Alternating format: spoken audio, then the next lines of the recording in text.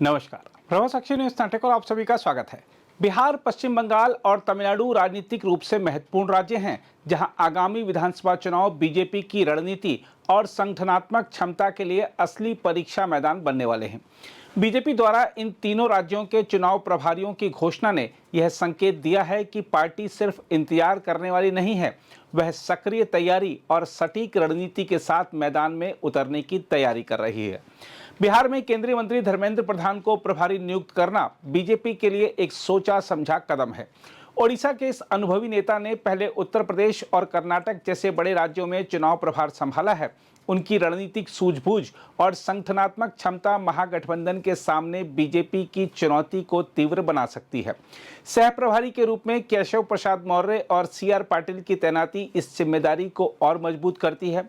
केशव प्रसाद मौर्य का उत्तर प्रदेश अनुभव और पाटिल की गुजरात राजनीति में पकड़ बिहार में स्थानीय स्तर पर पार्टी की मजबूती बढ़ा सकती है।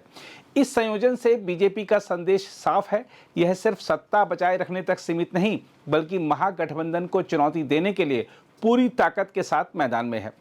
पश्चिम बंगाल में केंद्रीय मंत्री भूपेंद्र यादव को प्रभारी और त्रिपुरा के पूर्व मुख्यमंत्री बिप्लब देब को सह प्रभारी बनाना बीजेपी की दूरदर्शिता को दर्शाता है।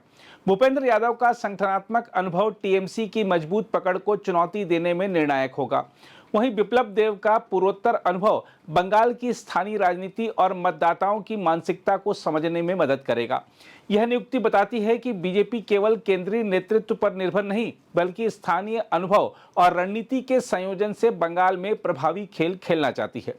तमिलनाडु में बीजेपी ने ओडिशा से सांसद बैजयंत पांडा को प्रभारी और महाराष्ट्र से मुरलीधर मोहोल को सह प्रभारी नियुक्त किया है।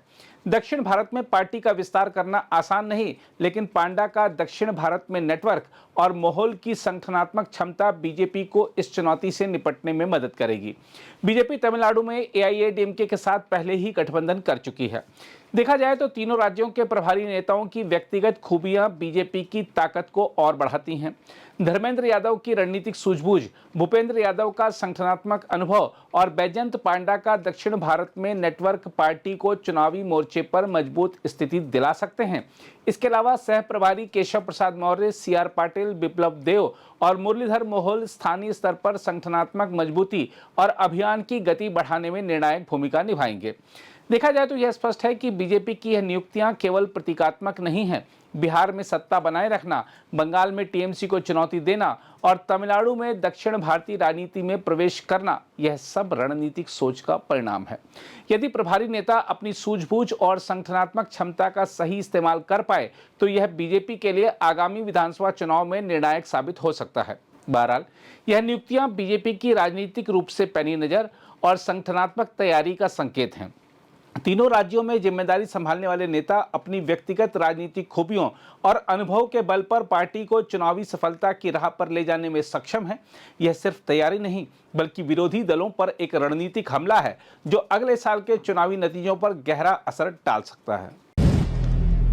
अगर आप भी लेना चाहते हैं देश दुनिया की तमाम जानकारी, तो आज ही सब्सक्राइब करें हमारे चैनल को।